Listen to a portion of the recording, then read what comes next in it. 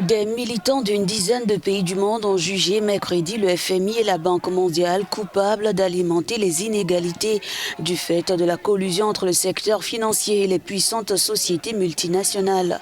Lors de ce tribunal populaire, les militants ont appelé les deux institutions à ne plus travailler avec les pays riches. Nous sommes ici pour être solidaires des autres pays du monde, ici à Marrakech, d'abord pour protester contre ce que le FMI et la Banque mondiale ont fait aux gens partout dans le monde, qui a ajouté à notre appauvrissement et exploitation et à la poussée des politiques néolibérales. Nous sommes également ici pour présenter nos revendications non seulement au FMI et à la Banque mondiale, mais à tous les gouvernements des pays riches. Ils doivent d'abord payer des réparations pour les torts historiques qu'ils ont causés aux gens du Sud. Et nous appelons au changement du système et non au changement climatique.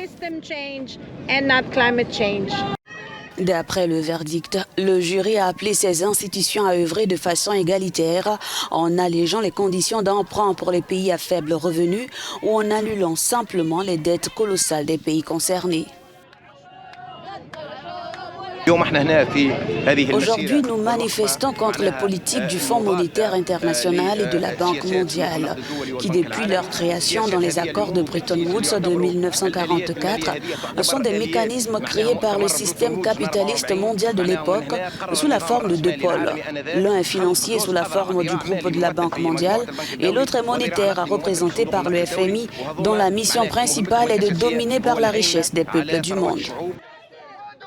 Ces manifestations se sont tenues en marge des réunions de ces deux organisations internationales à Marrakech au Maroc. Selon le FMI, la croissance mondiale reste faible et inégale sous les moyennes historiques.